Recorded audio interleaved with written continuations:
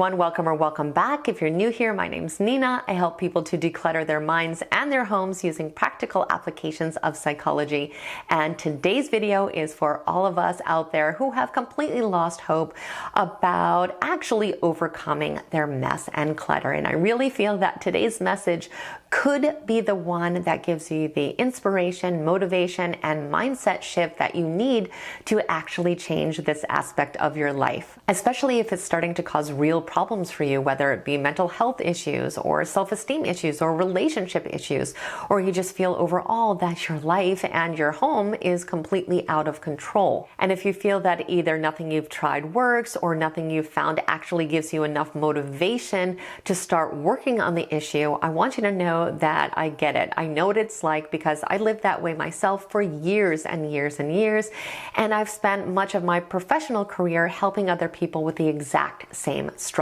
So what I'm going to share with you today is something that you quite possibly need to hear, especially if you have lost faith in yourself. And maybe it's something that you haven't really given a lot of thought to in the past, but it's something that I've seen firsthand be able to change the mindset and the behavior of people who absolutely felt hopeless in this area of their life and never thought that they could change. And it's something that definitely helped me when I was going through my own cleaning and decluttering journey, especially when I was at the point where even thinking about cleaning up filled me with great anxiety. And believe it or not, it all centers around the concept of self-love and also, in a way, tough love. So I want to start by really discussing how and why this directly relates to getting cleaning and decluttering under control, and also how we can start to see almost immediate changes in our life simply by implementing these practices. So firstly, we need to start by acknowledging how much mess and clutter really do negatively impact our life. And this is something that took me a long time to face up to personally because I became blind to it. I did not allow myself to see the chaos and the problems it was causing for me because I think deep down I didn't want to address it, or I didn't think I was even capable of addressing it. I definitely did not have any motivation to clean or declutter, but I also had never really gotten real about the consequences of not doing so. But I think that now that everyone's online and all this information and this research has come out, pretty much everyone is aware that it can greatly contribute to stress and anxiety and depression and low self-esteem and low motivation, and cause relationship issues and professional issues, and greatly impact our overall well-being and our life satisfaction. And these are really, really big statements. And remember, this is all on top of feeling like we're not providing ourselves with a beautiful, clean, aesthetic, organized place to live that makes us feel happy to be in and makes us feel proud. So really, this one issue is causing us to experience so much suffering in so many different aspects of our life. And this is usually compounded by the fact that it causes us to experience so many negative emotions, whether it be guilt or shame or embarrassment or overwhelm or frustration or hopelessness or helplessness. And maybe not everyone experiences all of these consequences, but for most of us, we do experience at least quite a few. And so this is where we have to start, by acknowledging that a real problem does exist. And I know these are all very difficult things to consider, but I want you to stop and think for a moment how you would feel if you found out that someone you loved was experiencing negative emotions like this, or negative consequences. If someone you loved was struggling in some way, how would you respond?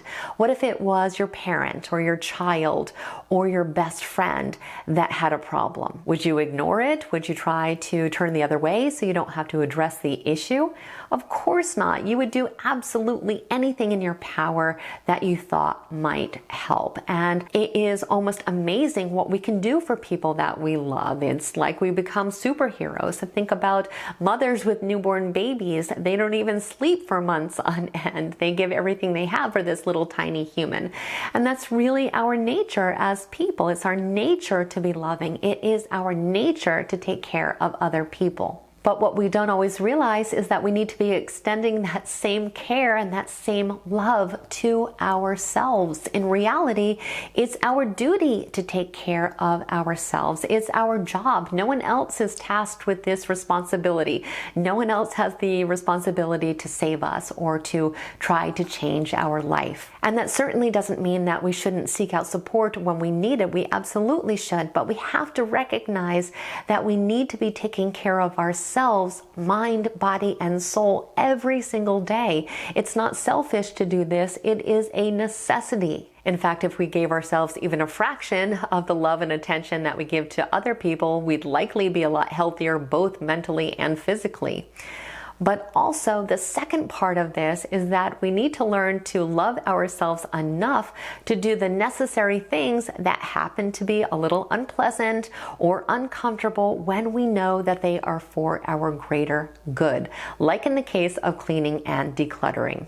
Now, this is something that I definitely did not get at the beginning, because I actually thought that it was an act of self-love not to make myself clean and declutter, because it made me so anxious. I was so tired all the time from running a business and all the other things in my life that I actually thought the more loving thing to do was to kind of let myself off that hook. But in reality, I was just allowing myself to engage in avoidance, which does nothing but make our problems grow. It makes our problems bigger and bigger and bigger, and eventually we still have to face them. And we also have to remember that true self-love is never going to hurt us, and true self-care is never going to lead to negative circumstances, and certainly avoidance leads to negative circumstances. That's why real self-love sometimes involves things like getting ourselves to the gym when we really don't feel like going, or having an uncomfortable conversation with our boss when we know we're not being treated right or that we really deserve a raise.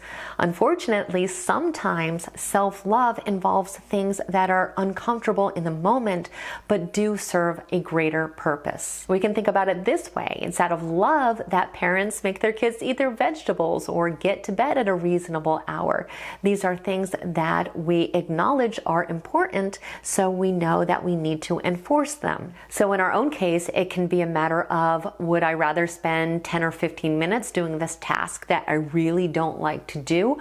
Or would I rather be miserable the entire week because I feel completely disempowered and I feel guilty because the house is still a mess? If all it really takes is time, effort, and a little bit of temporary discomfort to genuinely make us feel better in the long run, then we need to love ourselves enough to start addressing the issue and start making progress. I do have to mention here, however, that sometimes we do get overwhelmed, and sometimes it is okay to step away and to allow ourselves some time to be distracted or to avoid thinking about a problem for a short while as a helpful coping mechanism. However, we do need to remember that out of self-love, we really need to eventually address every single issue, because that is the only way to get through a problem. When we avoid situations, it's impossible for them to get better. In fact, as I already mentioned, they tend to get progressively worse. So the big question becomes, how can we do all this? How can we put this concept of self-love into practice? Well, as strange as it may sound, I really think the first step is sitting alone with ourselves and having a conversation with ourselves, acknowledging to ourselves, hey, you deserve to have a nice, clean home. You deserve to not feel overwhelmed all the time and completely stressed out by mess and clutter. I want you to live a life that feels peaceful and cozy and beautiful. And I know it can feel a little bit strange talking to yourself, especially if you are talking to yourself out loud, if you are not used to doing that. But believe me, it really is a very healing and therapeutic process that is something that I practice throughout my entire day. I talk to myself and I encourage myself throughout the full day, and I know it definitely helps me. It's very, very beneficial. And I think in this case, it really does make a difference. But we do need to start showing ourselves ourselves love and taking care of ourselves in ways that truly matter, like in the case of cleaning and decluttering. In fact, we need to start thinking of cleaning and decluttering as an act of self-love, because essentially that really is what it is. We have to love ourselves enough to actually do what it takes to make the changes that will lead to us becoming happier and healthier.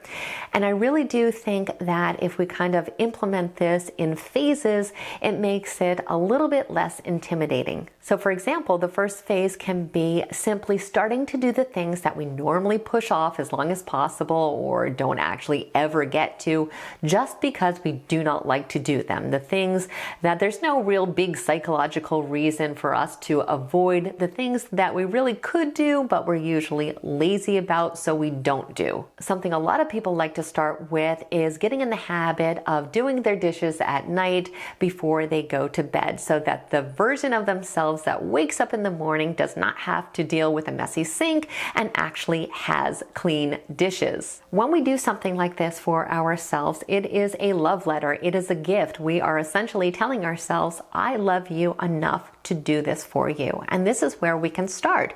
We can start by making a list of all the little things that we could do that would make a difference, that would make our life a little easier or a little bit more pleasant. I mean, think about it. We do this all the time for the people we love. We are great at thinking of cute and meaningful ways to brighten someone's day or to make their life a little bit easier. So what we want to start to do is try to make our own lives a little bit easier. Why not start thinking about all the things that you wish could be done and then actually do them? It is the most empowering and amazing thing in the world. And it is incredible to start showing up for yourself in that way. It is a very healing part of the process as well. And it is incredibly rewarding because little by little, things actually start getting done. The ball really starts to get rolling and we start to notice that we are really creating habits here, habits that are much healthier and much more rewarding and that make us feel a lot better about ourselves. And at that point,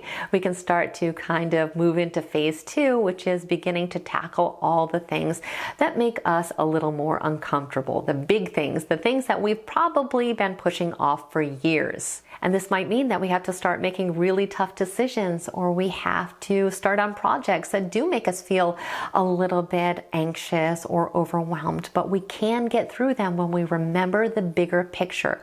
We are doing all this for someone we care deeply about, which is ourselves. Think of all the unnecessary suffering we've put ourselves through and all the good things in life that we've denied ourselves by not addressing this issue, and tell ourselves, you know, enough is enough. I deserve better and I love myself enough to start to change and to start to put my health and well-being first. And if you don't have motivation or you feel like you just can't start this process, think about what life will be like on the other side, how much things will change and how much better you will feel, and remind yourself that you are worth it. Start thinking about it like you are giving little gifts to yourself. I'm giving myself the gift of a clean bathroom. I'm giving myself the gift of an organized closet. It is so empowering, and it's also so healing, because instead of ignoring our needs, which we've probably done for years and years and years, we're actually meeting those needs. We are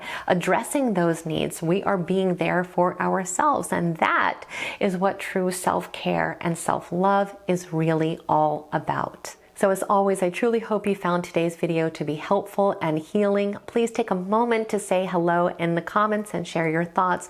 I love hearing what you have to say.